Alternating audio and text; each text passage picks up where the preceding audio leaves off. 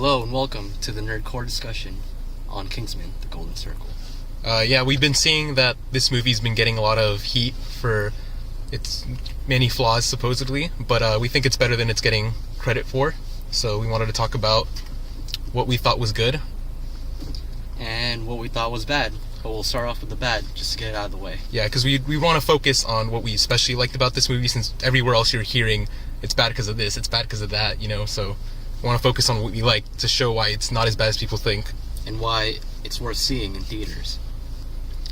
So, to start off, we thought the love subplot wasn't the best, although it didn't harm the movie a lot. Yeah, it felt kind of like unnecessary. It was just there. Well, the problem with the love subplot was, I thought it was kind of forced, because the princess in the first movie, they just had a quick moment, but in the second movie, they're now in like a serious relationship. Yeah, He's going to meet his father. I remember specifically, I remember sitting in the theater watching this movie, and then being like, wait, is that the princess he, he saved the world and got rewarded with? And I was surprised. I didn't expect to see her again. Yeah, like, if there was going to be a love plot, I thought it was going to be, like, completely new girl. Maybe the girl who was also accepted as a Kingsman in the first movie or something. Yeah, her. Yeah. But we'll talk more about her later, because she was also kind of wasted in this movie. Well, going off of that, there were too many subplots in general. Like, the fall of the Kingsman, you had to deal with that. Introducing Julianne Moore, the villain, the Golden Circle. There was, of course, the romance, the return of Galahad. The Statesman, also. Introduction to, new characters, like the Statesman, Halle Berry, Channing Tatum. What was her character's name again? I'm forgetting, but they had... We didn't get enough time with the character. Yeah, because I remember, like, halfway through the movie, they just randomly snuck in. She's like, "Oh yeah, wouldn't you want to be in the field?" To Merlin. She's like, "How cool would it be if we were out there?" And it just felt kind of like, okay, why are you saying this? Another plot line for a character that there's not enough time exactly. to develop. Like the fact that they had to sneak it in like that instead of having it be maybe introduce her at the start. I think what I would have liked is that they start off separately like they did, but they also show the Statesman and what they're doing. Yeah. In the meantime, so it's not just like converging. Yeah, that would be cool, because then you'd have more time for character development, especially with her. Yeah, that would work better. I felt the motivation for Julianne Moore was for her entire plot was a bit not fleshed out enough. Yeah. I still remember why she was doing what she was doing. Was it just for money and power? It was literally just because she's like, I'm so successful and I have so much money, but nobody knows about me because what I do is illegal, so I'm gonna make it not illegal just so everybody's like, oh man, look at how successful she is. That's literally the only reason she did that. That's true. I mean, it did lend for a cool story, but it felt like if you really think about why she was doing it, you're kind of like, okay, but why? Yeah, exactly. And then obviously one big thing I think was that Channing Tatum, we didn't get enough of him. He was in all the promotional material, and then realistically we saw 15 minutes of him, 20 maybe? Nah, I'm guessing 7. Yeah, it was less than Spider-Man in Civil War, and that wasn't too much either, but I was fine with that. But we talked about Kingsman. He was just thrown in there to set up a sequel. Yeah. That's why he was there. I want to say even half of his screen time was him just sitting in the ice bath and being all knocked out because they're like, he's going to die if we don't keep him like this. Yeah. Well, it's pretty much all of our criticism, I think. Yeah. Oh, and then we also mentioned Roxy earlier and how she kind of got killed off way too early. Maybe, I'm thinking she's not dead anymore, because we didn't see her actually die. She tried to escape. I mean, we literally saw Galahad get shot in the head in the first movie, and he's back, so I guess we can't really write her off. Yeah, anything's possible. Yeah. But I think we should talk about what we did like, since that's the main point of this video. Well, first things first, the action scenes. It's more the same from the first movie, which is a good thing, because everyone loved the action scenes. Yeah, same. That's what drew me into these movies. It was mainly that. I was watching the first movie and I was just like, man, this is awesome. This is crazy, but it's fun. And that's what I was hoping to see in the second movie. Because even walking in, knowing that this movie got not the best reviews, I told myself, as long as they have the same action in the first movie, then I'll be happy that I bought a ticket to this movie, because that's what I'm here for. Yeah, starting off the movie, there's an intense car chase. Eggsy is fighting the former Kingsman agent, but now he has a robotic arm. It's like crazy action. They're fighting in the car. Yeah, Explosions. that's another thing I liked. It tied a lot of stuff from the first movie into this one, and it made it feel way more cohesive, which I loved it. Especially with his counterpart. I forget his name, but he's the guy who failed to get into the Kingsman in the first movie, the robot hand guy. Yeah, I thought that was it was really cool interactions between them. He was kind of like an opposite to Eggsy, and it worked. Yeah. The weapons, as usual, were also really cool, especially like the Statesman's weapons. I love the Statesman. Yeah, Especially the electric lasso. Yeah, that's what I was gonna say. sick. That was so cool. Yeah, like that bar fight scene. I love that it was an homage to the first movie. Yes. Second, that guy's so badass. He's so sick. Yeah. Like, Whisky was probably my favorite character. Right, that's his name. Yeah. Speaking of Whisky, we know he became a villain at the end, but I still loved him as a character. Yeah, like, I'm kind of mad that he became a villain because I wanted to see like more of him. Yeah, he was cool. Like, I loved him, but I mean, like, the moment that Galahad had shot him, though, at that moment I'm like, I hope he really is evil, because I like Galahad too much to want him to be wrong. Turns out he was right. Spoilers. But this is a spoiler discussion, so if you didn't watch the movie, shouldn't have clicked.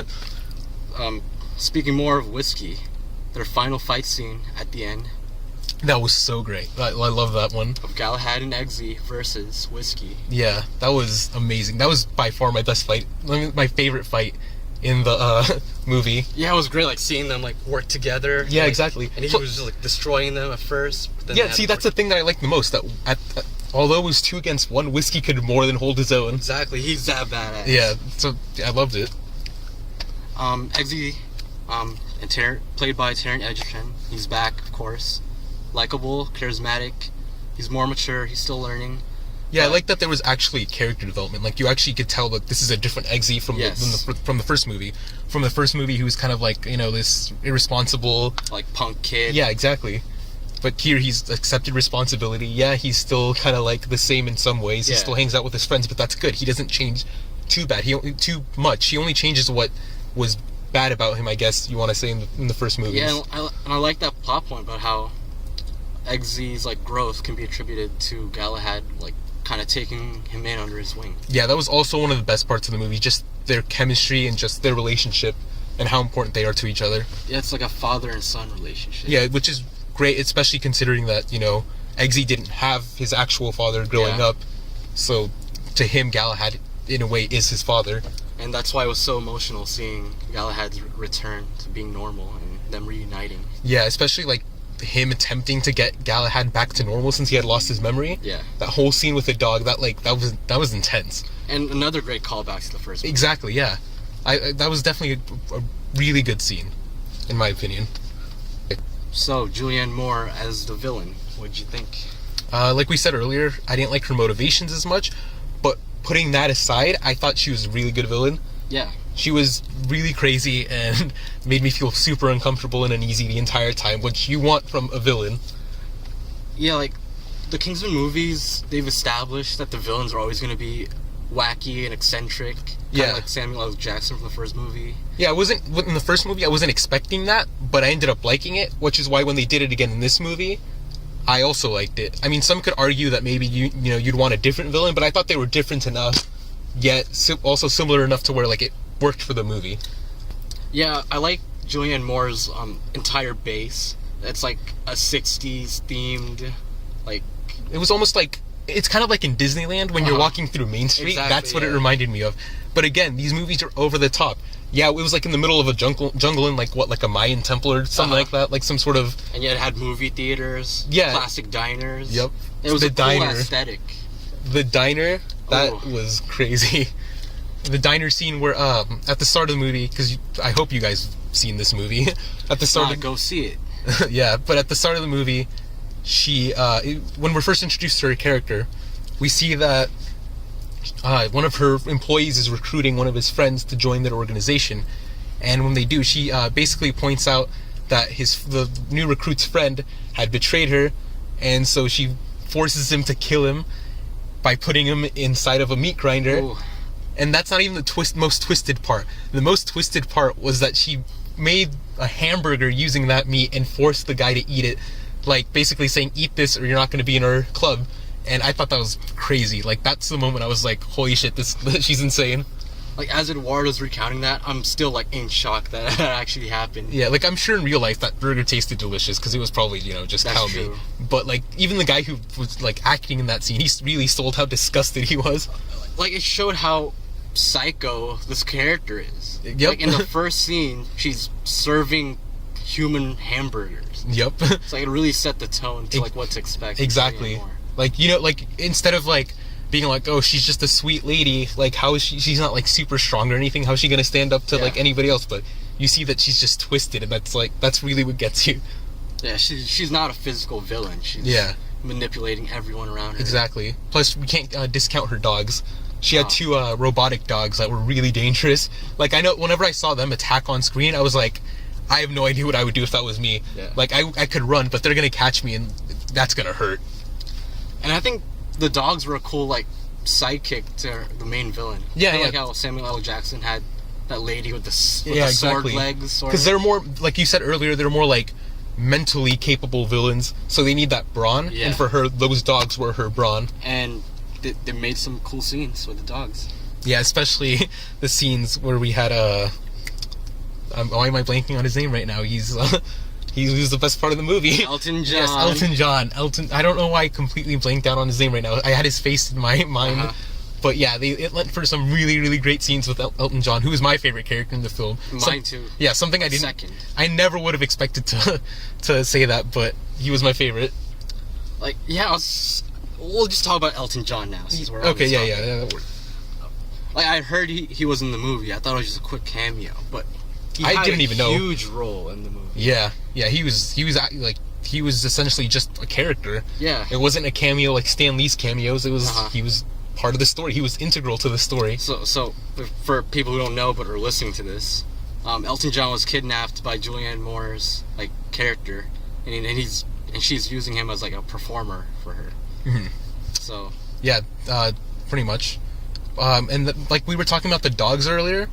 And these dogs are meant to attack anybody she wants to attack, but they recognize Elton John as a friend. Yeah. So the movie's writers use that really cleverly because there's a scene where Galahad's fighting against one of the robot dogs, and he's like super close to being killed, but then Elton John just comes out of nowhere and stands in front of him, and immediately the dog's like friend and just stops attacking. And that was hilarious because you saw it from the dog's point of view. So yeah, you just exactly. randomly saw Elton John's face come out. And he was smiling. He was like smiling, and I thought that was hilarious. And like he had great banter with like the henchman that was like watching him. And he's always like cussing at them and everything. Plus, the fact that they actually like fought them, like that midair kick, he like flew through the air, so kicked the guy in the head, and winked at the audience. That was amazing. Like that was so over the top. Yeah, exactly. Again, we keep coming back to this.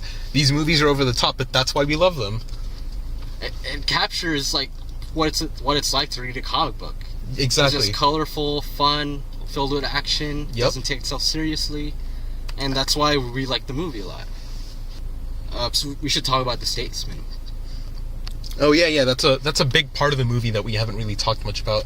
But yeah, we should definitely talk about the Statesman. Well, of course, the Kingsman organization was taken out by Julianne Moore in the beginning of the film, which leads to Xylina and Merlin having to find like this partner that. Though it was hinted at as like a contingency plan. Yeah, because I remember the scene where where Merlin mentions that like when Kingsman is not taken out, those of us that are left have to do this one thing, and I forget where they go, but they go to some secret room basically.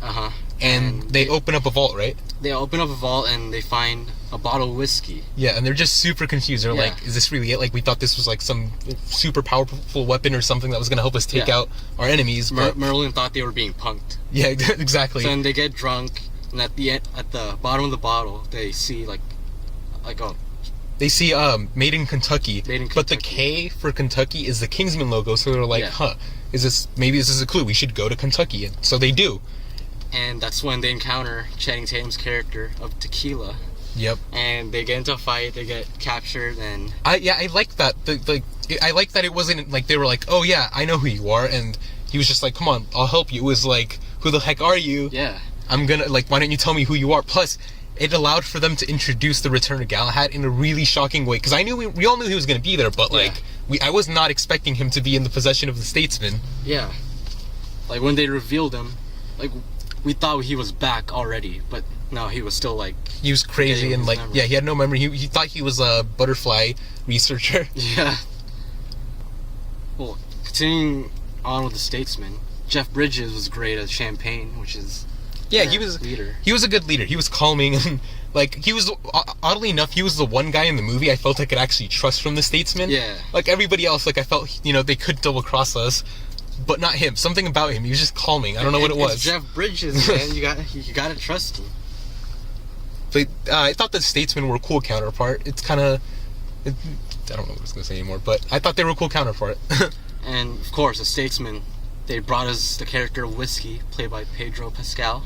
I didn't even know the guy's name, honestly, but he was so badass. He was so... Plus, dude, the dude was cool. He was smooth. He's I'm like, dude, I want to be like that. Like, I love the scenes that he shared with Eggsy. Like, they're trying to compete on who gets to... Like, make it to a certain base with a girl. One of their targets was a girl, and they were, like, trying to see who could do it. So, yeah, Whisky came first. Didn't work out, so then Eggsy had to go, but it was just cool banter between the two characters. Definitely. Because they're both cool, but in different ways. Yeah. Plus, like, it's not even like he's old, but Eggsy treated him like he was a fossil or something. He was like, get out of the way, old man. That was funny. One problem that I had with the character Whisky, though, was... Like, I felt that there was going to be, like, a villain turn going to happen, but I didn't know why. But then they gave us a backstory that his wife was killed by, like, a junkie. Mm-hmm. So now he's against... drugs and anybody who uses them. Yeah, I thought that was a good way of, giving him the motivation to, like, turn on the Kingsman. But I wish they had introduced it sooner, because, again, it felt kind of, like, forced in there. The same with Halle Berry's character, like we mentioned earlier. Yeah, like Whisky had a strong, like, backstory, but they should have introduced it sooner. Yeah. So we knew that happening. We knew that it happened, so that when he became a villain, it'd be like, understood why. So it'd be like, whoa, that's why. It's not like...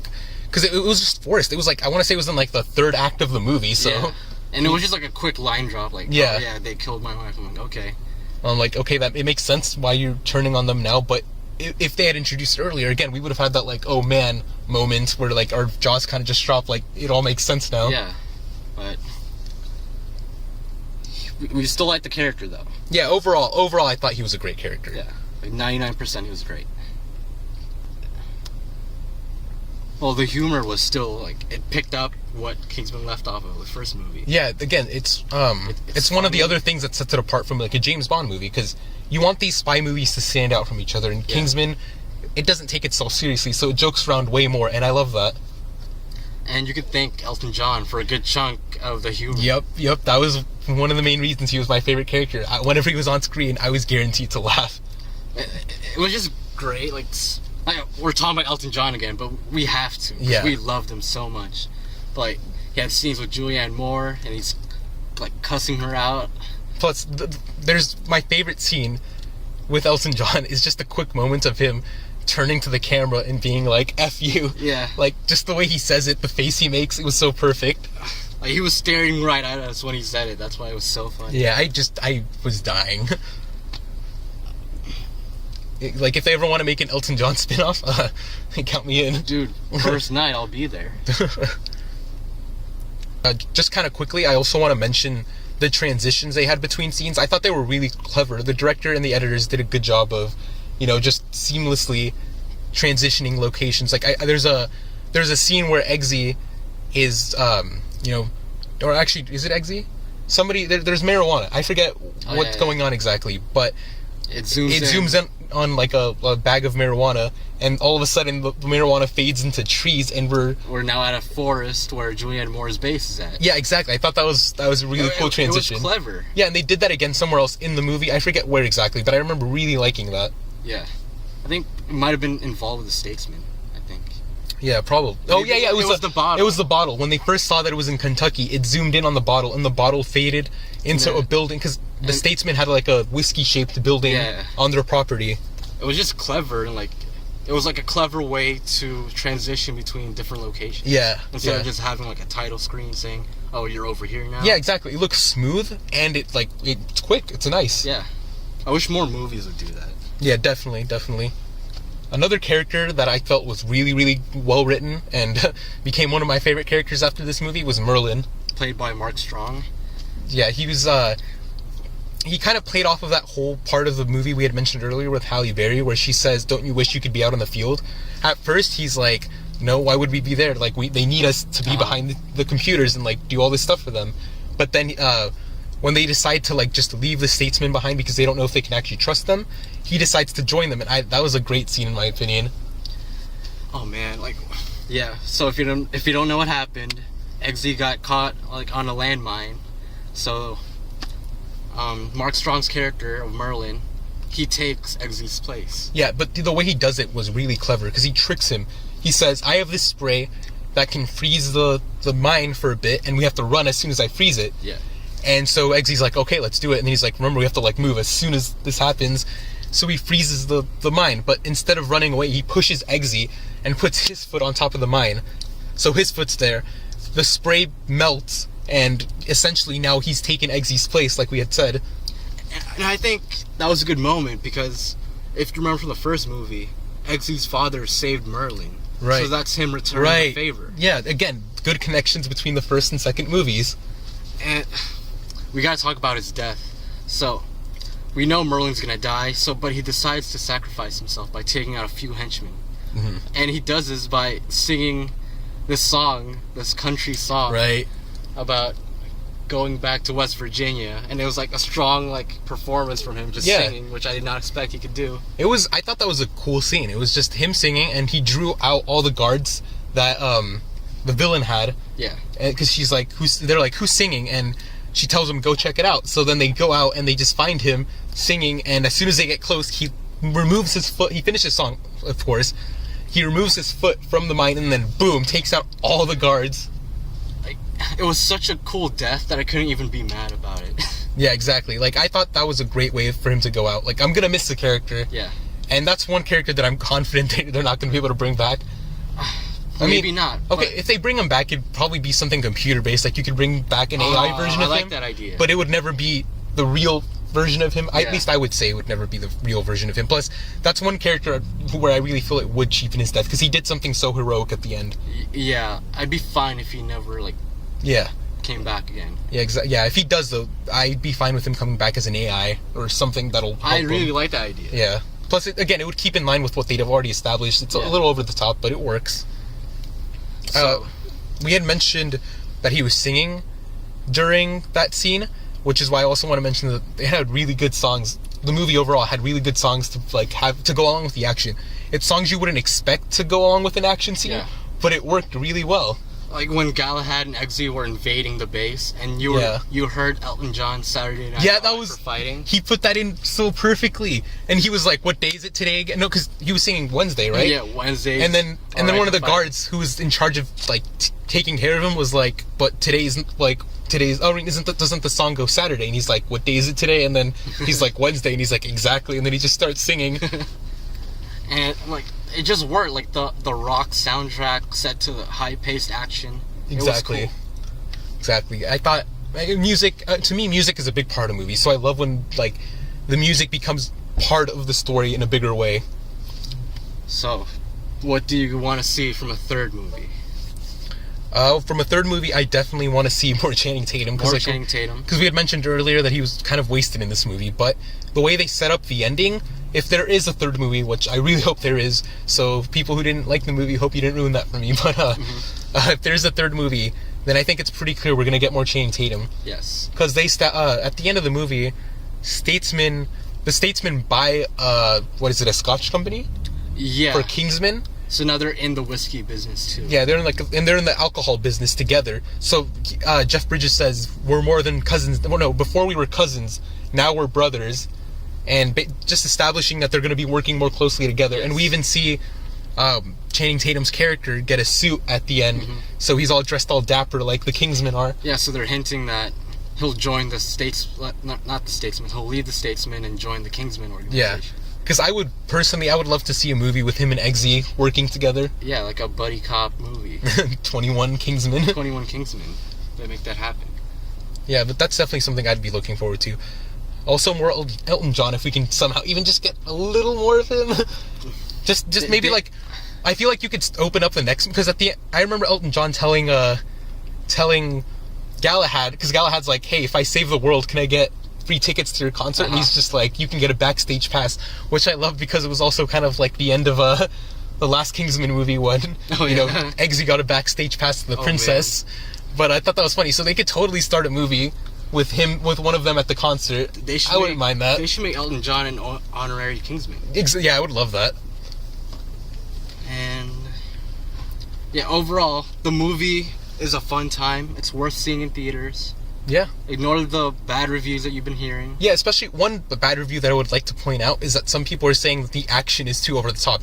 But that's stupid because it's literally what these movies are about. Yeah, it's the core of the film. That's like complaining that a comedy was too funny. Yeah, exactly. Or that a romantic movie had too many like one-on-one moments between the lead actors. Exactly. So that was just a weird criticism of the movie. Yeah, if you can't catch it in theaters, maybe you're watching this video way after it's already been released. Check out the DVD, check out the Blu-ray, check it out on digital. Yeah, like several outlets. Make sure you pay though, because we want that third movie. Yeah, we want them to see that it's worth putting the money in for a new movie. And yeah, we'll catch you next time. Yeah, so thanks for listening to our first Nerdcore discussion, and hopefully we'll have plenty of more of these in the future. All right, peace.